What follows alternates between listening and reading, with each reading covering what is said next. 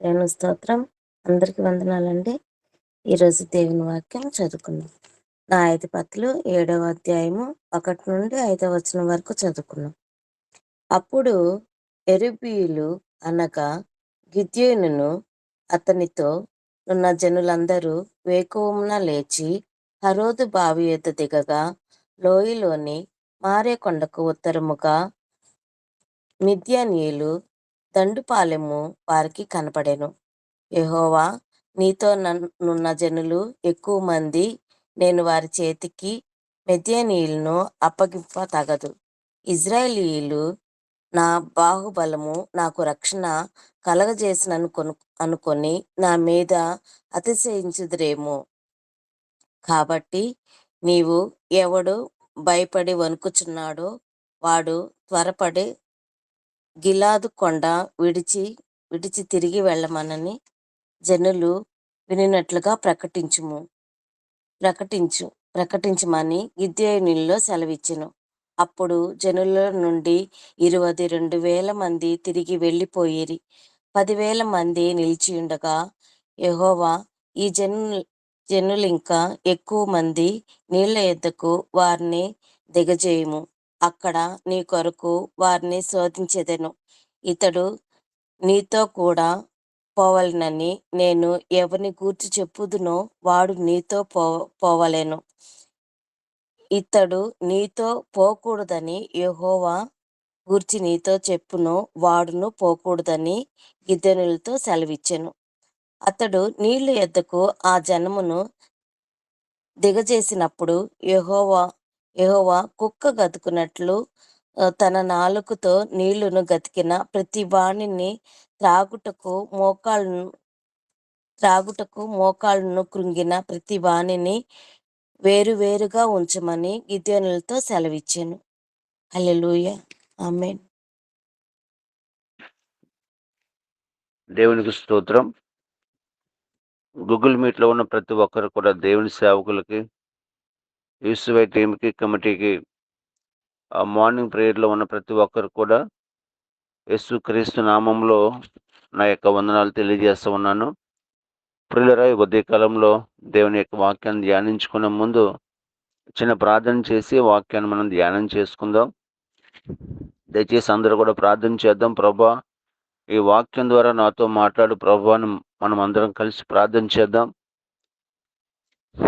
పరిశుద్ధుడ, ప్రేమగల తండ్రి, దయగల ప్రభా, నీ ప్రశస్త నామాన్ని బట్టి స్తోత్రాలు చెల్లిస్తున్నాం. ప్రభా, ఈ యొక్క ఉదయకాల సమయంలో మేమందరము ప్రభానైన ప్రభా నీ సన్నిధిలో మోకరించడానికి ప్రభా మీరు చూపిన కృపను బట్టి స్తోత్రాలు. ప్రభా, మేము బ్రతికి ఉన్నామంటే అది కేవలం నీ కృప తండ్రి. ఈ దినము చూడక అనేక మంది ప్రభా మరణిస్తూ ఉన్నారు ప్రభా. కానీ ప్రభా, నీ రెక్కల చోటను మమ్మల్ని భద్రపరిచి మీరు ఇచ్చిన ఆరోగ్యాన్ని బట్టి, మీరు ఇచ్చిన ఆయుష్కాలను బట్టి ప్రభా నీకు నీ పాదాలకు వందనాలు చెల్లిస్తున్నాం తండ్రి. ఉదయకాల సమయంలో నీ సేవకుడిగా ప్రభా నీ వాక్యం పంచుకుంటుండగా తండ్రి ప్రభా మీరు ప్రతి ఒక్కరితో మాట్లాడండి ప్రభా. మేము ఒట్టువారము తండ్రి ప్రభా, నిష్ప్రయోజకులు దాసులము అయినప్పుడు కూడా మీరు మా సిలువ చోటను మరుగుపరిచి కూడి ఉన్న ప్రతి ఒక్కరితో మీరు మాట్లాడమని ప్రార్థన చేస్తున్నాం తండ్రి. నీ ఆత్మతో నింపి ప్రభా నాయన ప్రభా సమయోచితమైన మాటను ప్రభా నన్ను ఒకటి మీరు ఉంచమని సమస్త మహిమ ఘనత ప్రభావాలు నీకే ఆపాదిస్తూ యేసు నామంలో ప్రార్థించి వేడుకుంటున్నాం తండ్రి. ఆమేన్. ఆమేన్. ఆమేన్. ఆమేన్. ఆమేన్. దేవునికి స్తోత్రం. చదవబడిన వాక్యము చాలాసార్లు కూడా మన సంఘంలో దేవుని సేవకులు మనతో ఈ వాక్యాన్ని పంచుకుని ఉంటారు. అదేవిధంగా చాలా చోట్ల కూడా మనం ఈ వాక్యాన్ని విని ఉంటాం. అయినప్పుడు కూడా పరిశుద్ధాత్మ దేవుడు మనతో మాట్లాడులాగన మనమందరం కలిసి దేవుని యొక్క వాక్యాన్ని మనం ధ్యానం చేద్దాము. ప్రియులారా, ఇక్కడ మనకి మిద్యానీయులు కనిపిస్తూ ఉన్నారు. మిద్యానీయులతో యుద్ధం చేయడానికి గిద్యోని సైన్యము ఉంది. కానీ ప్రియులారా, గిద్యోని సైన్యం ఇంచుమించు 32,000 మంది. కానీ ప్రభు చెప్తున్న మాట ఏంటంటే, ఎంత సైన్యముతో దేవుడు యుద్ధం చేశాడు అని అనిపించుకోవడం కంటే మరి కొంత సైన్యాన్ని అనగా ప్రియులరా, మరి గిద్యోనుతో దేవుడు చెప్తున్న మాట ఏమిటంటే, కొంతమందిని మీరు వెనక్కి పంపించమని చెప్పినప్పుడు కొంతమంది గిలాదు కొండ దగ్గరికి వెళ్ళిపోతూ ఉంటారు. ఇంచుమించు 32,000 మందిలో మరి ప్రియులరా, ఇంచుమించు 22,000 మంది అక్కడికి వెళ్ళిపోతూ ఉంటారు. కానీ మిగిలిన సైన్యం ఎంతమంది అంటే 10,000 మంది సైన్యం. 10,000 మంది సైన్యం కూడా ప్రభు చెప్తున్న మాట ఏంటంటే, వారు కూడా ఎక్కువే. వారు కూడా ఎక్కువే. కనుక వారిని ఏం చేస్తావంటే నీళ్ళ యొద్దకు తీసుకువెళ్ళు. నీళ్ళ యొద్ద వాళ్ళు ఏం చేస్తారంటే, వాళ్ళు ఆ నీళ్ళను కుక్క గతికినట్లుగా గతకాలని దేవుని యొక్క వాక్యంలో మనం చదువుకున్నాం. ప్రియులరా, నిజంగా చెప్పాలి అంటే మరి ఆ 10,000 మందిలో కూడా ప్రియులరా, వారిని గిద్యోను ఏం చేశాడు అంటే నీళ్ళ యొద్దకు తీసుకువెళ్లారు. నీళ్ళ యొద్దకు తీసుకెళ్తూ ఉన్నప్పుడు ప్రియులరా, వారు ఏం చేశారు అంటే గిద్యోనుకు దేవుడు చెప్పిన విధానం ఏంటంటే, వారు నీళ్ళని ఎలా గతకాలి అంటే, కుక్క ఏ విధంగా నీళ్ళను త్రాగుతుందో అదే విధంగా వాళ్ళు కూడా నీళ్ళను త్రాగాలి అని చెప్పారు. చెప్పినప్పుడు ప్రియులరా, వారిలో ఇంచుమించు మరి నీళ్ళను గతకలేక అనగా నీళ్ళను త్రాగలేక వారు ఏం చేశారంటే కృంగిపోయారు. వాళ్ళు కృంగిపోయారు. కృంగిపోయినప్పుడు ప్రియులరా, ఇంచుమించు 9,700 మంది అక్కడ కృంగిపోయారు. కానీ ప్రియులరా, ఇంకా మిగిలింది ఎంతమంది అంటే ఇంచుమించు 300 మంది మిగిలిపోయారు. కనుక ప్రభు చెప్తున్న మాట ఏంటంటే, గిద్యోను, ఇదిగో ఈ 300 మంది తీసుకువెళ్ళి మిద్యానీయుల మీదకి యుద్ధానికి వెళ్ళమని చెప్తూ ఉన్నాడు దేవుడు. కనుక ప్రభు నుండి ప్రియులరా, ఇక్కడ మనము మరి ఆధ్యాత్మికంగా కొంచెం లోతుకి మనము ఈ వాక్యాన్ని నడిపించగలిగితే, అక్కడ ప్రభు ఇస్తున్న గొప్ప రెవల్యూషన్ ఏంటంటే, మరి దేవుని పని చేయడానికి ఎవరు కావాలి అనగా దేవుని యొక్క మాట చొప్పున చేసేవాళ్ళు దేవునికి కావాలి.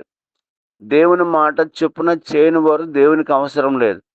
ఎందుకంటే దేవుని పని ఎలా చేయాలి అంటే శ్రద్ధగా చేయాలి తప్ప అశ్రద్ధగా చేయకూడదు.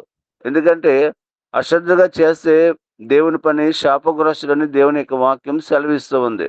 కనుక ప్రభు చెప్తున్న మాట ఏమిటంటే ప్రియులరా, మరి గిద్యోనుతో దేవుడు చెప్తున్న మాట, ఇంత మందితో నేను విజయాన్ని ఇవ్వను నీకు, కొద్ది మందితోనే గొప్ప విజయాన్ని నీకు ఇస్తానని ప్రభు చెప్తున్నారు.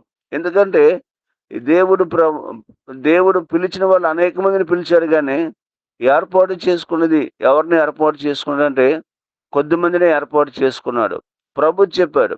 మరి మత్తయి రాసిన సువార్త 11వ అధ్యాయం 28వ వచనంలో, ప్రయాసపడి భారం మోసుకొనిచున్న సమస్త జనులారా నా యొద్దకు రండి, నేను మీకు విశ్రాంతిని కలుగు చేస్తానని ప్రభు చెప్పాడు.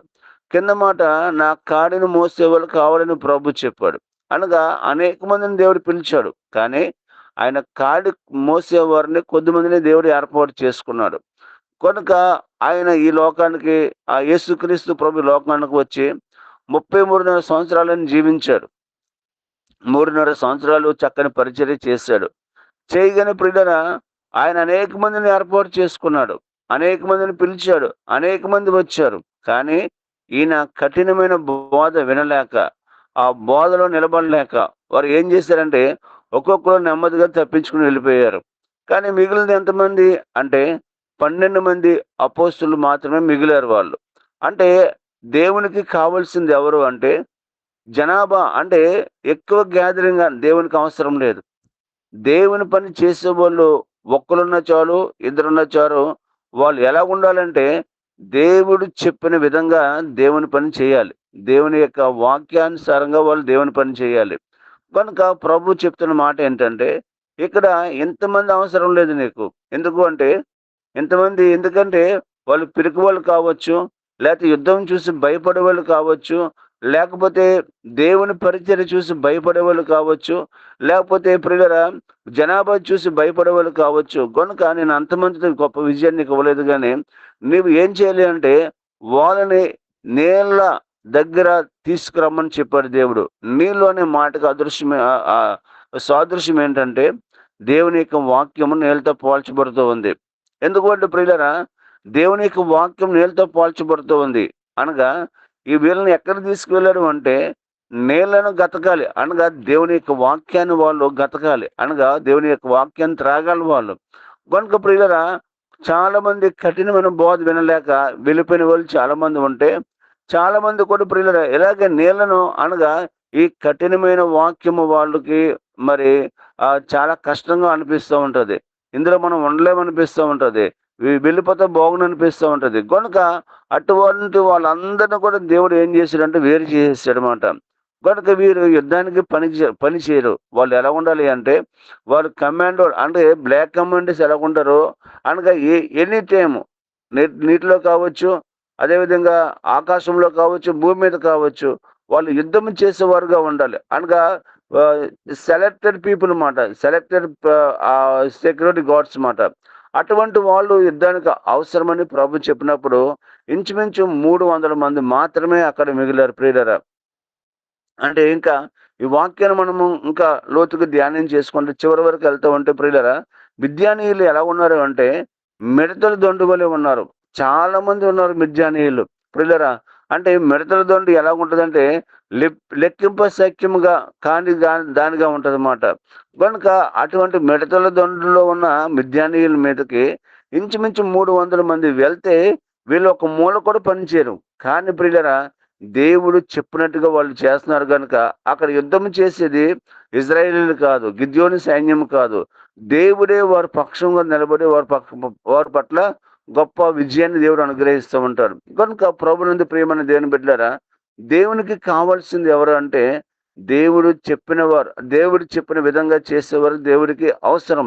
అట్లాగే ప్రియులారా, యేసు ప్రభుతో ఉన్న 12 మంది అపోస్తలులు కూడా వారు ఎప్పుడైతే దేవుని యొక్క శక్తిని, పరిశుద్ధాత్మ శక్తిని పొందుకున్నారో వాళ్ళు ఎప్పుడైతే దేవుని కొరకు వారు వాడబడడం ప్రారంభించారన్నమాట. అనగా ప్రియులారా, యేసు ప్రభు చేసిన పరిచర్య, అద్భుతకరమైన పరిచర్య, దేవుడు ఈ కొద్ది మంది ద్వారా ప్రపంచాన్ని కదిలించగలిగాడు. ఈ కొద్ది మంది ద్వారా ప్రపంచాన్ని కదిలించగలిగాడు. కారణం ఏంటంటే ప్రియులారా, వారు అద్భుతకరమైన సువార్తను ప్రకటించారు. అద్భుతకరమైన దేవుని యొక్క వాక్యాన్ని ఊరు వాడల దేశాలు ఖండాలు దాటి దేవుని కొరకు ప్రకటించి దేవుడు మెచ్చే రీతిలో అనగా దేవుడికి నచ్చే రీతిలో, దేవుడు సింహాసనం నుంచి పైకి లేచే రీతిలో ప్రియులరా వాళ్ళు మరణాలు దేవుడు ఆస్వాదించాడు. అనగా వాళ్ళు బ్రతకడం క్రీస్తు కొరకు బ్రతికారు, చావు కూడా క్రీస్తు కొరకు చనిపోయారు. అంటే దేవుని కొరకు ఏర్పాటు చేసుకున్న వారు అలాగుంటారు. కనుక ఈ మిద్యానీయులు 300 మంది కూడా క్షమించండి, మరి గిద్యోని సైన్యము ఈ 300 మంది కూడా ప్రియులరా వారు మిడతల దొండు వల్ల ఉన్న మిద్యానీయుల మీదకి వెళ్తూ ఉన్నప్పుడు ప్రియులరా వారు చేసిన పని ఏంటంటే ప్రియులరా, వారు కొండ ఒకటి తీసుకున్నారు, బోర ఒకటి పట్టుకున్నారు, కొండ లోపల ఒక డ్యూటీని ఏర్పాటు చేసుకున్నారు.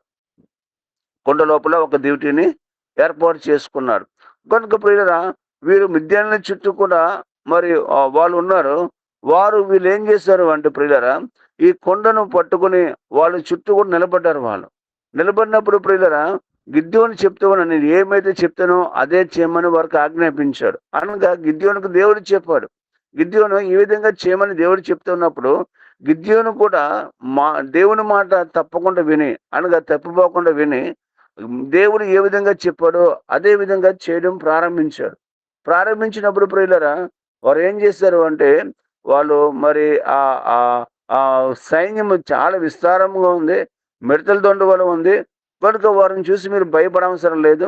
వారు మధ్యకు వెళ్ళనని అక్కడక్కడ గుంపులుగా ఏర్పాటు చేసుకుని వాళ్ళు ఏం చేశారంటే బోర ఊది కొండను పగలగొట్టి వారు ఏం చేశారంటే డ్యూటీని పైకెత్తారు.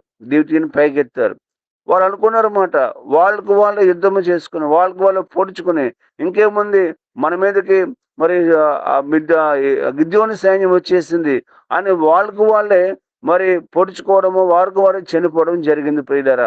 కనుక ప్రియులరా, దీంట్లో ఉన్న అర్థం ఏంటంటే ప్రియులరా, వారు ఏం చేశారు అంటే వారు మిద్యానీయుల అన్య జనాంగం వాళ్ళు, క్రీస్తుని ఎరుగుని ప్రజలు వాళ్ళు.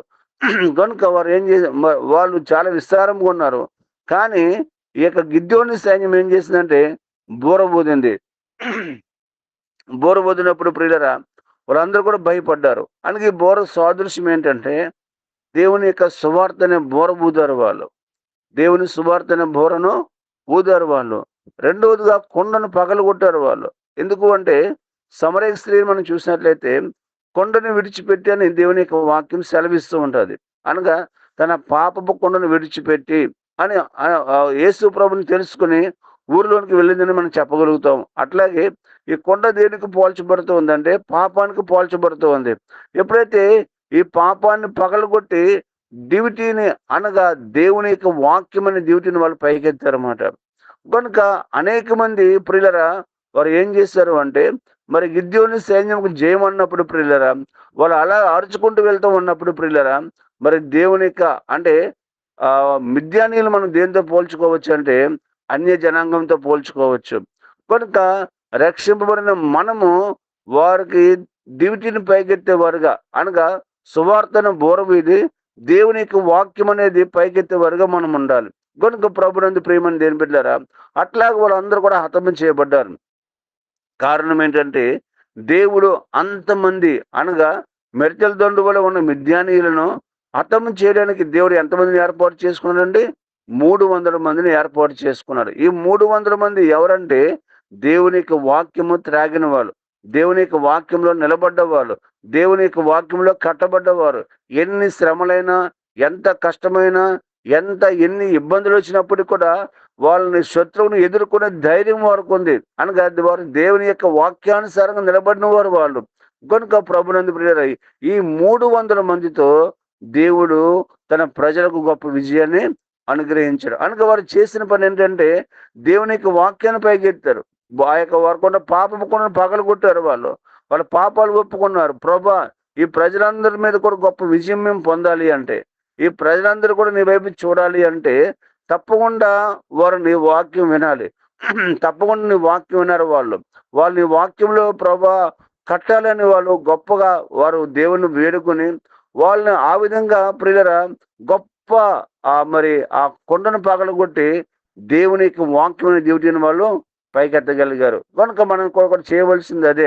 మేము కూడా ఆదివారం నన్ను రాత్రికాల సమయంలో మరి చిన్న కాలనీలకు వెళ్ళి ప్రార్థన పెట్టగలిగాం. కారణం ఏంటంటే వారికి దేవుని యొక్క సువార్త అవసరం, వాళ్ళకి దేవుని యొక్క వాక్యం అవసరం. వాళ్ళకి మాకు ఎన్ని పనులు ఉన్నప్పటికీ కూడా, చాలా హడావిడిగా ఉన్నప్పటికీ కూడా మా పనులను కూడా మేము ప్రక్కన పెట్టుకుని దేవుని పరిచయం చేసాము.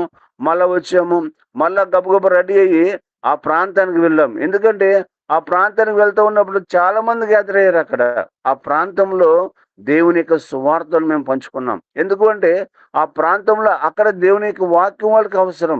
ఎందుకు అంటే దేవుని యొక్క వాక్యంతో వాళ్ళు నింపాలి మనం. కనుక దేవుని యొక్క వాక్యం వాళ్ళని ఏం చేస్తుంది అంటే మరి పూర్తిగా దేవునిలోనికి నడిపించుకోగలుగుతుంది. కనుక ప్రభునందు ప్రియమైన దేవుని బిడ్డారా ఆ విధంగా మేము ఆ రాత్రికాల సమయంలో ఆ ప్రాంతంలో ప్రార్థన పెట్టడానికి దేవుడు సహాయం చేశాడు. ఎందుకు అంటే దేవుని యొక్క వాక్యం దేవుడి పైకెత్తాలి, సువార్తను బోర ఊదాలి. మనము బోర ఊతే అనేక మంది ఆ బోర విని దేవుని యొక్క వాక్యం దగ్గరకు రాగలుగుతారు. కనుక ప్రభునందు ప్రియులారా మనం చేయకపోతే అనేక మంది నశించిపోతారు. మనము ఆ పని చేయకపోతే అనేక మంది మరి ఆ రక్షణ లేకుండా లోక సంబంధంగా ఉండి లోకంలో జీవిస్తూ ఉన్నారు వాళ్ళు. కనుక ప్రభునందు ప్రియమైన దేని బిడ్డారా ఈ యొక్క మరి మిద్యానీయులను మనము మరి లోకంతో పోల్చుకున్నప్పుడు, మిద్యానీయులు మనము లోకంతో పోల్చుకున్నప్పుడు మనం ఎవరమంటే దేవుని చేత ఏర్పాటు చేయబడ్డ వారము. మనం ఎవరమంటే దేవుని యొక్క వాక్యం అనే డ్యూటీని పైకెత్తే వారము. మనం ఎవరమంటే సువార్త బోరను మనము ఊదేవారము. కనుక ఊదగలిగితే అనేక మంది మరి ఆ బోర విని దేవుని యొక్క వాక్యం దగ్గరకు వస్తారు. ఆ సువార్త విని దేవుని యొక్క వాక్యం దగ్గరకు వస్తారు. కనుక ప్రభునందు ప్రియమైన దేవుని బిడ్డలారా మనమున్న ప్రాంతంలో కావచ్చు, మనమున్న ఏరియాలో కావచ్చు, మనం ఎక్కడున్నప్పటికీ కూడా మనము దేవుని బోరను ఊదేవారుగా మనం ఉండాలి. దేవుని యొక్క సువార్తను ప్రకటించేవారుగా మనం ఉండాలి. ఎందుకు అంటే ఆ పని కొరకు దేవుడు మనల్ని ఏర్పాటు చేసుకున్నాడు. ఆ సువార్త బోర వదలడానికి దేవుడు మనల్ని ఏర్పాటు చేసుకున్నాడు. అనేక మంది మిద్యానీయులు మన చుట్టూ ఉన్నారు. అనేక మంది రక్షణ లేని వారు మన చుట్టూ ఉన్నారు. కనుక వారికి యేసు గురించి తెలియదు. వారికి తప్పకుండా మనము సువార్తను ప్రకటించే వారుగా మనము ఉండాలని దేవుని యొక్క వాక్యం సెలవిస్తూ ఉంది. కనుక ఇక్కడ గిద్యోని సైన్యం కూడా వారు యుద్ధం చేయలేదు. వాళ్ళు దేవుడు చెప్పినట్టుగా చేశారు. దేవుడు ఏ మాట చెప్పాడో ఆ విధంగా చేసినప్పుడు గొప్ప విజయం దేవుడు మరి దేవుని ప్రజలకి దేవుడు అనుగ్రహించాడు. కనుక మనము ఉన్న ప్రాంతంలో కూడా దేవుని నామానికి విజయం కలగాలి అంటే అక్కడ శత్రువు కార్యాలు లయపరచబడాలి. శత్రువు కార్యాలు ఏమవ్వాలి అంటే అవి లయపరచబడాలి. ఎప్పుడైతే లయపరచబడతా ఉంటాయో దేవునికి వెలుగు ఆ ప్రాంతంలోనికి మరి రావడానికి అవకాశం ఉంటుంది. కనుక ప్రభునందు ప్రియులారా, మనము కూడా ఆ గిద్యోని సైన్యం వల్ల దేవుడు మనల్ని ఏర్పాటు చేసుకున్నాడు. మనల్ని కూడా దేవుడు గిద్యోని సైన్యం వల్ల మనల్ని ఏర్పాటు చేసుకున్నాడు. ప్రపంచంలో చాలా మంది ఉన్నారు. మనమున్న ప్రాంతంలో చాలా మంది ఉన్నారు. కొన్ని లక్షల మంది ఉండవచ్చు, కొన్ని కోట్ల మంది ఉండవచ్చు. కానీ నువ్వు ఒక ప్రత్యేకమైన వాడివి. మనం ఒక ప్రత్యేకమైన వాళ్ళం. ఎందుకంటే దేవుడు మనల్ని ఎన్నుకున్నాడు గనుక, దేవుడు మనల్ని ఏర్పాటు చేసుకున్నాడు గనుక, దేవుడు మనల్ని ఆ బోర్ అనేది దేవుడు మనకి ఇచ్చాడు గనుక, సువార్త బోర్ అనేది దేవుడు మనకి ఇచ్చాడు గనుక ప్రియులరా, మనము దేవుని కొరకు మనము వాడబడే విధంగా మనము ఉండాలని దేవుని యొక్క వాక్యం సెలవిస్తూ ఉంది. ఇక్కడ గిద్యోని సైన్యానికి దేవుడు గొప్ప విజయాన్ని ఇస్తాడు. ఆయన చాలా గొప్ప విజయాన్ని ఇస్తాడు ఆయన. కనుక ఆ విజయానికి గల కారణం ఏంటి అంటే దేవుని యొక్క వాక్యం చెప్పినట్లుగా వారు చేయడానికి దేవుడు మరి సహాయం చేశారు. కృంగిపోయిన వారు వెళ్ళిపోయారు. అదే విధంగా ప్రియులరా, మరి భయపడే వాళ్ళు వెళ్ళిపోయారు. కానీ దేవుని కొరకు పౌరుషం కలిగి మరి పనిచేసే వాళ్ళు ఆ ప్రాంతంలో ఉన్నప్పుడు దేవుడు వారికి గొప్ప విజయాన్ని దేవుడు అనుగ్రహించాడు. అందును బట్టి దేవునికి మహిమ కలుగును గాక. కనుక ప్రభునందు ప్రియులరా, ఒకవేళ మనం బోర ఊదకపోతే ఒకవేళ మనం బోర ఊదకపోతే అక్కడ గిద్యోని సైన్యానికి విజయం వచ్చేది కాదు. కనుక మన జీవితంలో కూడా దేవునికి వాక్యం తెలిసి ఉండి, దేవునికి వాక్యంలో మనం ఎదుగుతూ, దేవునికి వాక్యాన్ని మనము గైకొంటూ ఉంటే సరిపోదు. మనము కూడా సువార్తను చెప్పేవారుగా మనం ఉండాలి. మనము కూడా అనేక మందికి ఆయన వార్తను చెప్పే విధంగా మనం ఉండాలి. ఎన్ని ఇబ్బందులు ఎదురవుతూ ఉన్నా పర్వాలేదు, ఎంత కష్టంగా ఉన్నా పర్వాలేదు, ఎంత ఇబ్బందిగా ఉన్నా పర్వాలేదు, కానీ దేవుడు మనల్ని ఏర్పాటు చేసుకున్నాడనే విషయం మనము మర్చిపోకూడదు. దేవుడు ఏర్పాటు చేసుకున్న 300 మందితో మిడతల దొడ్డుల మీద ఉన్న ఆ మిద్యానీల మీద దేవుడు విజయం ఇచ్చాడు అంటే నీ ఏర్పాటు మన ఏర్పాటు ఎంత గొప్పదో ఒకసారి మనము ఆలోచన చేసుకోవాలి. మన ఏర్పాటు చాలా గొప్పది. దేవుడు మనల్ని ఎన్నుకున్నాడు, దేవుడు మనల్ని ఏర్పాటు చేసుకున్నాడు. కనుక ఆ ఏర్పాటులో మనం ఉండాలని దేవుని యొక్క వాక్యం సెలవిస్తూ ఉంది. కనుక ప్రభునందు ప్రియులరా, మరి ఇంకా మనం చెప్పాలి అంటే ఒక మిషనరీ గురించి నేను చెప్పేసి ఈ వాక్యాన్ని నేను ముగిస్తాను. మిషనరీ కొరకు చెప్పి నేను ఈ వాక్యాన్ని ముగిస్తాను. మరి యూపీలో మనకు అందరూ కూడా తెలుసు, ఉత్తరప్రదేశ్లోని అది వాళ్ళు నశించిపోయి నరకానికి వెళ్ళిపోతూ ఉన్నారు. కనుక నీవు దేవుని చేత మనం ఏర్పాటు చేయబడ్డవారం, మనము దేవుని చేత ఎన్నుకోబడ్డవారం, మనము దేవుని పని చేయడానికి దేవుడు మనల్ని ఏర్పాటు చేసుకున్నాడు. ఉద్యోగాలు చేసుకోవచ్చు, వ్యాపారాలు చేసుకోవచ్చు, మన పనులు మనకుంటాయి, మన ఇబ్బందులు మనకుంటాయి. అయినప్పటికీ కూడా నువ్వు రక్షింపబడిన ఆ రక్షణ మాటలు ఒకరికి మనం పంచుకోగలిగితే ఒక ఆత్మను మనము రక్షించిన వాళ్ళం అవుతాం.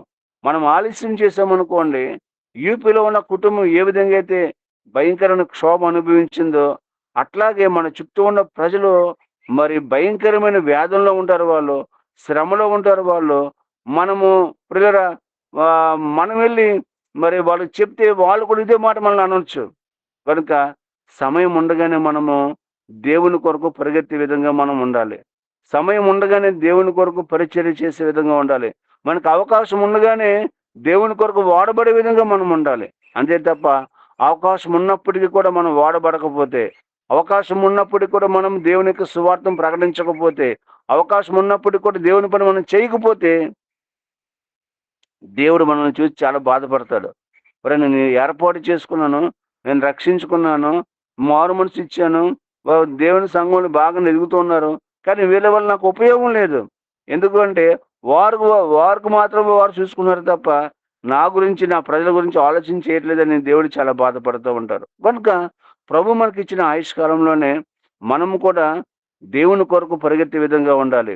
ప్రభు ఇచ్చిన ఆయుష్కాలంలోనే దేవుడు ఏర్పాటు చేసుకున్న 300 మందితో గొప్ప విజయాన్ని ఇచ్చిన దేవుడు నీ ద్వారా కూడా గొప్ప విజయాన్ని దేవుడు అనుగ్రహిస్తాడు. నా ద్వారా కూడా గొప్ప విజయాన్ని అనుగ్రహిస్తాడు. మన టీం ద్వారా కూడా దేవుడు గొప్ప విజయాన్ని దేవుడు అనుగ్రహిస్తాడు. కనుక ప్రభునందు ప్రియమైన దేవుని బిడ్డారా, అవకాశం ఉన్నప్పుడు తప్పకుండా మనము దేవుని పని చేయడానికి మనము ముందుండాలి, వెనకాడకూడదు.